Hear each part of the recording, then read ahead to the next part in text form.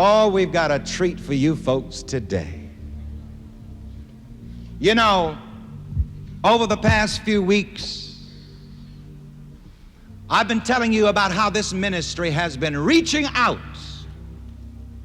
all over the world. Do you know that even on some of our television specials, by way of Europe television, we even get parts of Russia?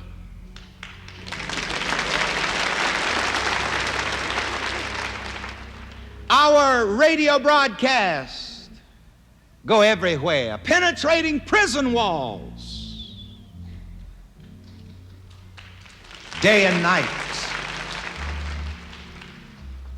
Some years ago, there was a man in prison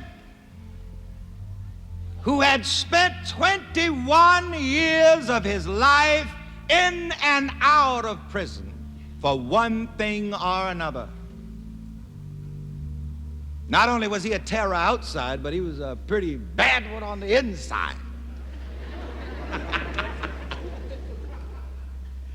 But one day he laid on his bed in his cell in the penitentiary,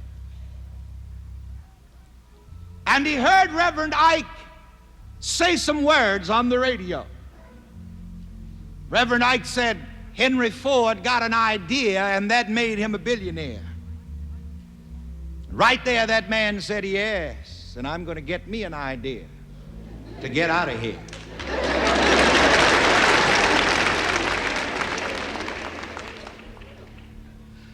And he made up his mind right then and right there that he was going to be better, do better, and have better. He got a better idea of himself. He's going to tell you about it in just a moment when I call him. He can hardly wait to get up here.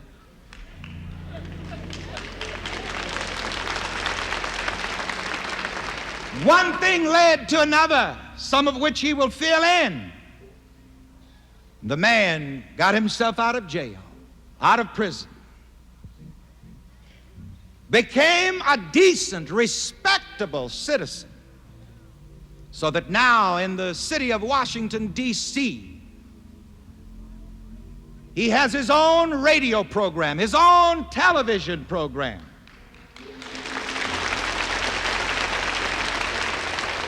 He's an ex-convict, but he's now superintendent at the United Planning Organization in Washington, D.C., a member of the board of directors of efforts from ex-convicts, received an award from the Americans for Democratic Action, also received a local Emmy Award for co-hosting a television show in Washington, Where It's At.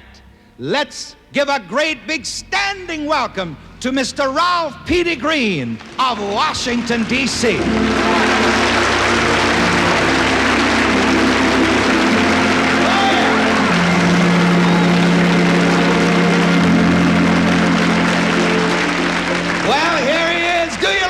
Tell him how much. Petey, I'm so glad you could be here with us today.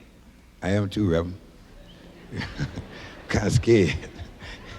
And it's so nice for him to do this because he has a special program for particularly the elderly mothers in Washington, D.C.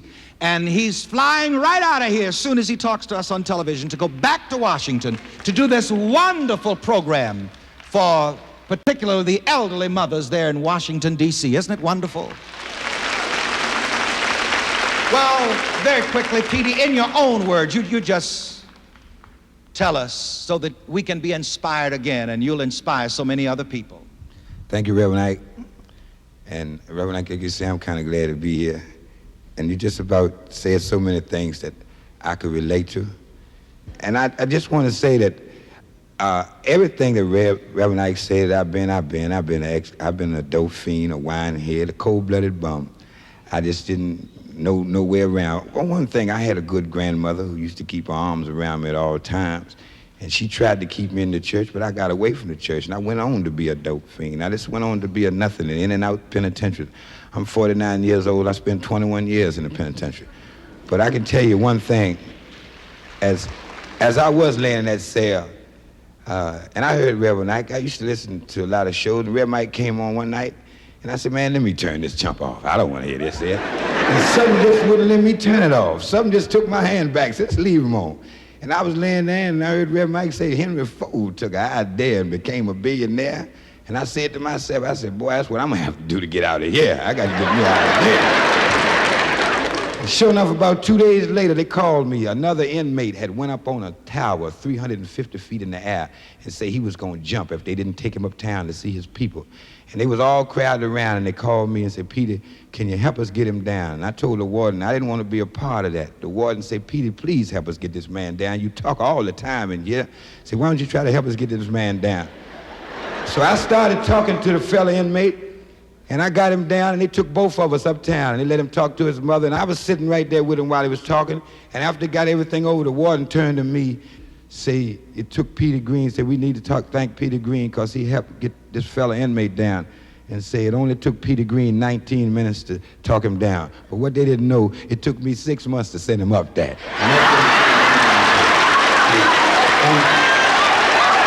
And that was my idea. And when I took that idea and I come out that penitentiary, and I come out in 1965, and I had to get myself together.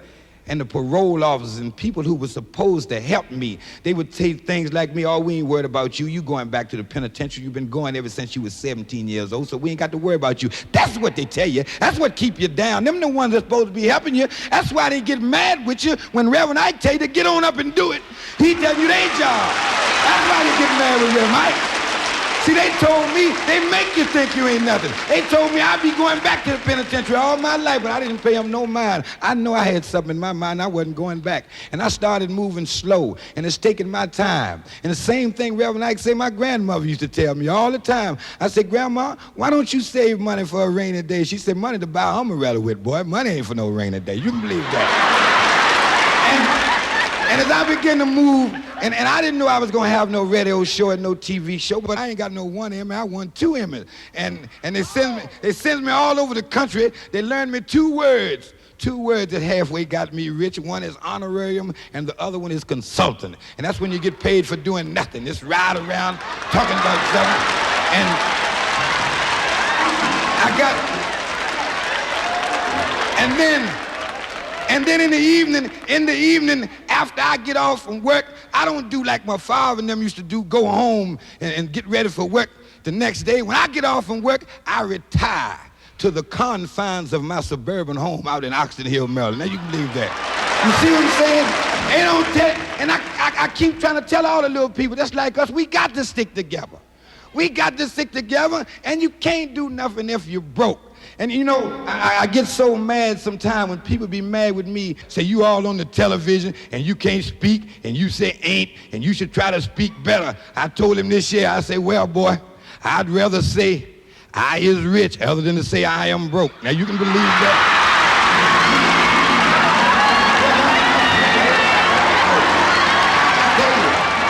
Believe me, when that's understand? And I want all of you to know how I feel in here, that I am everything Reverend Ike said I was. I was a gangster. I was a dope fiend.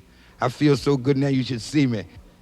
And I go to church with my service because I was raised in the church. I got away from church, and I was raised in church, so it wasn't too hard for me to get back into the mainstream society. Rev, I like to say this before I cut you loose, and I want to tell all of you this. Sit down and listen closely. Sit down by yourself. Look around your room for happiness, because there's something on the shelf. Wear your watches on your arms, and around your necks you might wear a locket, but thank God and pray real hard to put some cash in your pocket. Take it easy.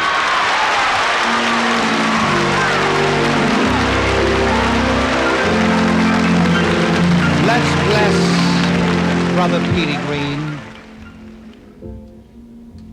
He had to videotape his show in Washington today so that he could be here with us.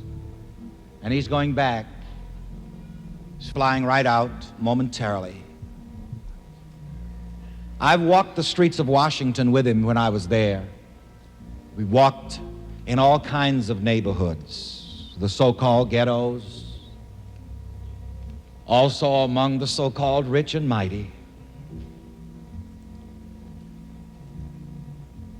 And he's giving of himself so greatly in so many ways. Yes, he talks a lot just like I do. He talks big just like I do. But also something else, just like I do. There are a lot of things that we do to try to help people that we don't say anything about. He does a lot of things.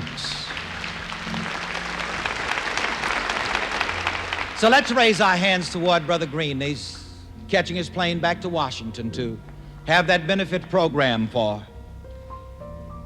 the elderly in the city of Washington. Say with me, God bless Petey Greene.